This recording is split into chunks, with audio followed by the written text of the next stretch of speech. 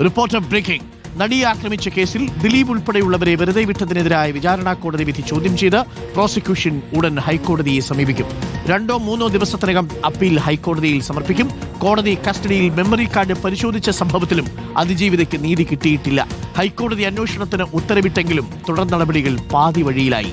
ആറുഷിപാലുണ്ട് കൂടുതൽ വിവരങ്ങളുമായി. ആറുഷിപാൽ, ആ നടുക്കുന്ന ഓർമ്മകൾക്ക് ഇത്രയും വർഷങ്ങൾ കഴിയുമ്പോൾ യഥാർത്ഥത്തിൽ നമ്മളുടെയൊക്കെ ചങ്ക് കലക്കിക്കൊണ്ടാണ് ആ അനുഭവം കടന്നുപോയത്.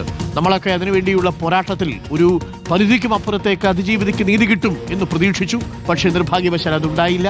ഇപ്പോൾ ഹൈക്കോടതിയിലേക്ക് അപ്പീൽ പോകുന്നു എന്ന് സർക്കാർ തീരുമാനമെടുത്തിരുന്നു. എന്താണ് പ്രോസിക്യൂഷന്റെ തീരുമാനം? അധികം വൈകാതെ ഹൈക്കോടതിയെ സമീപിക്കാനാണോ നീക്കം?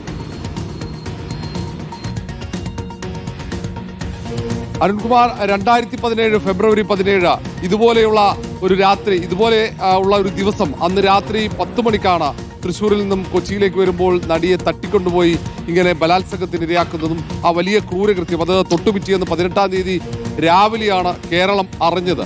വലിയ വാദപ്രതിവാദങ്ങൾ ഇതുമായി ബന്ധപ്പെട്ട് നടന്നതാണ്, വിവാദങ്ങൾ ഉണ്ടായതാണ്.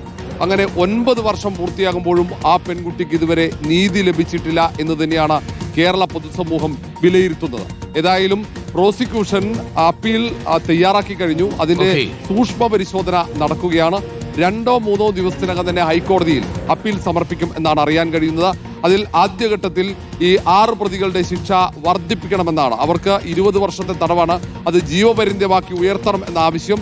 അതിനൊപ്പം തന്നെ വെറുതെ വിട്ട ഈ കേസിലെ ആസൂത്രകരെന്ന പ്രോസിക്യൂഷൻ വാദിക്കുന്ന ദിലീപിനെ കൂടി ശിക്ഷിക്കണം എന്ന ആവശ്യവും മുന്നോട്ട് വെക്കുന്നുണ്ട്.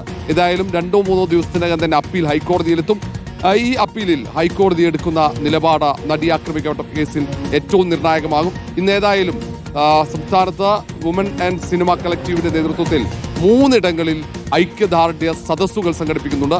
വൈകിട്ട് 6 മണിക്ക് മെഴുകുതിരി തെളിയിച്ചുകൊണ്ട് മാനവീയം വീതിയിലും ഒപ്പം കൊച്ചിയിൽ മറൈൻ ഡ്രൈവിലും കോഴിക്കോട് മാനാഞ്ചിറയിലുമാണ് WCCയുടെ നേതൃത്വത്തിലുള്ള ഐക്യദാർഢ്യ സദസ്സ്.